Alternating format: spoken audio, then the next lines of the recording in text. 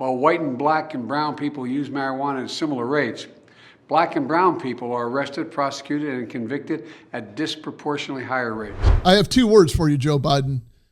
The way you just presented those stats aren't telling the whole story. Welcome to the Failure to Stop YouTube channel. This is the #1 channel where law enforcement meets society and culture. I'm your host today, Drew Breasy. I'm going to make an attempt at breaking down criminal justice statistics and try to give you a peek on the inside to determine whether or not they can be manipulated. I don't normally talk about my resume, but I will in this instance because it's relevant to the discussion. I was a math dummy for most of my adult life, but in 2012, I graduated from the University of South Florida with a master's in criminal justice administration. And during the program, we were taught how to analyze and study criminal justice statistics. And it seems boring, but to me, it gave me more fulfillment because it gives you direction. When you understand the statistics, then you understand whether your response to certain criminal crime problems are effective. In addition to that, when I ran the communication center where I worked, the additional duty I had was I was in charge of public records as well. I was in charge of the records section. There was a civilian general manager that ran the whole thing, and she was a genius, thank God. She was a whiz when it came to public records. But I also got a very close peek behind the curtain of how and when we report and what we report when it comes to crime statistics. So I want to share that information with you and let you make your own decisions here. You have to be able to measure your effectiveness if you're going to be a good law enforcement leader, and you have to know exactly what crimes are being committed in your jurisdiction, and also you have to know whether or not your response is effective. But what it did was it gave me a peek behind the curtain as to when we report, what we report, and why we do and we don't report. Here's what I'm saying in the analysis of what he is saying. He's comparing marijuana usage rates of everybody with the incarceration rate of black and brown people. And I don't think that's a fair comparison. He's basically saying everybody uses, but only one sect of society gets arrested for it. Marijuana use and marijuana trafficking or marijuana distribution are two different things. So when he's saying only one sect of society is being singled out and disproportionately jailed for that, I take issue with that. Everybody is using the same amount of marijuana. He's trying to convince you that only black and brown people are incarcerated for that. That's not true. Let's go back to even 2017. These are 2017 statistics. I'm going to refer to this thing here. When it came to methamphetamine, the same today, or pretty close, 57 to 58% were white people. So if you want to break these groups down into what's fair and what's not fair, essentially 57 to 58% of white people are being imprisoned for methamphetamine crimes, while only 2% of black people are being imprisoned for methamphetamine crimes. And everybody uses meth when it comes to, your label. When it comes to your identity, the identity politics of calling you a black person or a white person. So if you're asking yourself the question, are these crime stats manipulated, or are they presented in a way to manipulate the end user? Yes, absolutely. There are times that they are. They are very useful and effective in gathering data so you know what crimes are being committed in your area, and also measuring the effectiveness of your response to those crimes. So let's get into what crimes are collected, what data is collected, and who collects it. First, the Uniform Crime Reporting Program, UCR, is run by the FBI, and it's just data collection and analysis at that point. What Uniform Crime Reporting is, basically, we know that the definition of a terroristic threat, or the definition of a domestic violence incident, or the definition of a stalking is different amongst the 18,000 agencies that report to UCR. So they had to do something to standardize reporting. And in doing so, they came up with Part 1 and Part 2 offenses. Part 1 are the major ones that most law enforcement agencies both report and pay attention to. Things like your homicides, your arsons, your robberies, bank robberies, larcenies, and stuff like that. And then part 2 offenses are more of your like lower level crimes, less safety involved, such as like white collar crimes or drug crimes and the like. In an effort to standardize it, they came up with the system known as uniform crime reporting, so that everybody that is reporting an arson is reporting the same thing. It may not be called an arson where you are, but in UCR's eyes, it is called an arson. And if you're going to report to them, this is the criteria that it has to meet. The purpose for that is to get a snapshot of what crime is occurring across the United States. Recently, there was an article published that talked about the 2021 crime stats that were dropped by the FBI. Normally, those crime stats are dropped twice a year. So 2021's stats are now just, the second half of 2021 stats are now just coming out because we're getting towards the end of 2022. Obviously, you can't report 2022 stats because they're not done yet. Also, they give it a little time because a lot of times some of these crimes are cleared or solved. So if, say, let's just say the Tansey County Sheriff's Office in New Mexico reports 15 homicides for the year 2021, but solves 3 or 4 of them in 2021, and then solves 8 or 10 more in 2022, that gives the statistic the time to correct it. They're still going to be reported as murders, but they're going to be reported as cleared cases. Murders that were solved, essentially. So the FBI's latest crime report shows that violent crime dropped in 2021, but there are some huge gaps in the data. Like some of the major cities failed to report this time, like New York and Los Angeles. And there's always speculation that it's because of politics, quite frankly. Like they don't want to report their crime stats because 1, they don't have to, but 2, if they're really bad, they probably don't want to.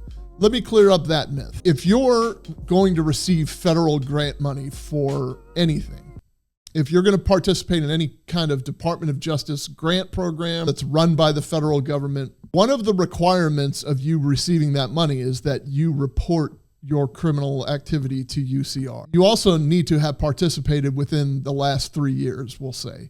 Sometimes, I'm sure that the criteria is different for each grant, but generally, the federal government is saying, look, if you're not going to keep track of the stats, you're probably not going to keep track of the money. So we're not going to give you any of the grant money unless you're participating in our crime statistics program. That's who keeps track. It's the FBI. And the whole point of it is to get a report card for each agency. And so the administrators of that agency can kind of deploy their assets where they're needed to see what crimes are on the rise, what trends are occurring, but also for the nation. And it's kind of hard to get all law enforcement agencies to participate, but most of the progressive agencies in the United States participate in uniform crime reporting. There's a secondary reason why this year is a little bit different. And it's not just because the midterm is coming up, so they're wanting to manipulate the crime stats. This is very unique because the FBI has refined their crime reporting program. They're going to a NIBRS program, which is the National Incident-Based Reporting System. All these little subcategories of crime, like whether it was a domestic murder or whether it was just a random murder on the street, it probably doesn't get captured in UCR. It just goes down as a murder. And I'm just using an example. So, correct me in the comments. I might be wrong about that. What NIBRS is going to do, the National Incident-Based Reporting System, it's going to require all states participate. It's going to require all agencies within that state participate. And it's going to be a more refined process of defining statistics. So, it's going to make crime look like it jumped way off of the charts. You would only report the highest crime on the UCR hierarchy. So if a guy robs a bank and he steals a car, carjacks somebody, and he kills, God forbid, the person in the car with him, that gets reported as a homicide. Okay, the other 2 crimes, the bank robbery and the carjacking, don't get reported under UCR. Under NIBRS, now it all counts. You can, I think it's up to 9 crimes get reported per incident. So you're going to get a more accurate accounting of how many robberies you actually have, or how many homicides you actually have, or more importantly, how many drug-related crimes you have, or how many domestic incidents, result in homicide, and the list goes on and on. So let's take a little bit deeper of a look into the manipulation of crime stats. First of all, that's illegal. You can't do that. If you're going to receive federal money and you swear that you're going to abide by the Uniform Crime Reporting Program, it's not legal for you to manipulate those stats to make your place look better. It doesn't make sense to do that, and I'll tell you why. There have been federal indictments, by the way, even here in the state of Florida, in South Florida, of sheriffs who manipulated their crime stats and received federal grant money based on their manipulated crime stats. Therefore, they've falsified information to get federal money. That's a federal offense. It's not a wise idea to manipulate your crime stats. Here's the other reason why. Let's just take a small bedroom community, and we'll call it Tanseyville. So the Tanseyville Police Department is short officers. There's supposed to be 10, but there's only 6. They want to show the public that they need more money to get to hire more officers. And the way to do that is say, look, we only have 6 officers, and look at our robbery rates, and look at our homicide rate, and look at our auto burglary rate.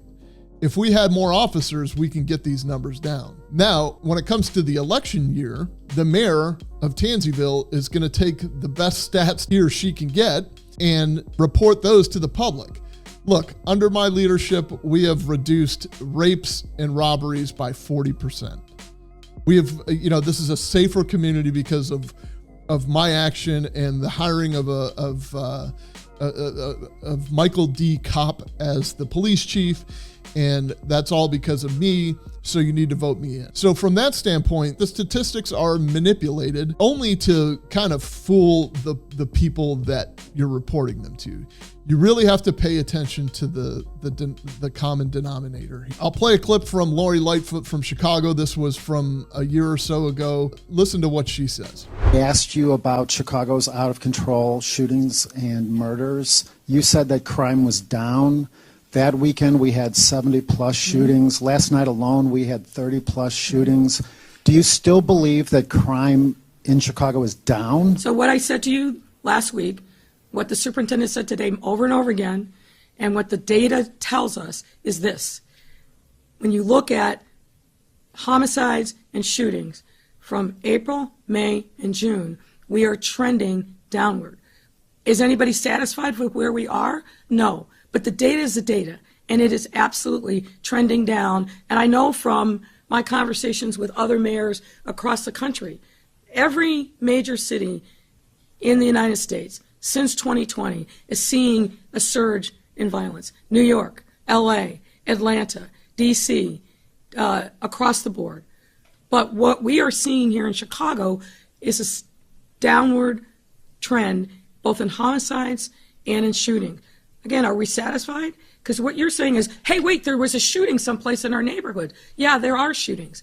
But what we're seeing in the data is a year-over-year, month-over-month decline, and that is progress. Yes, sir. So what the reporter is, who is very confrontational, by the way, but she's less than forthcoming, she's trying to say that crime is actually dropping where she is, because what she's doing is comparing 3 months worth of crime statistics to the same time period last year.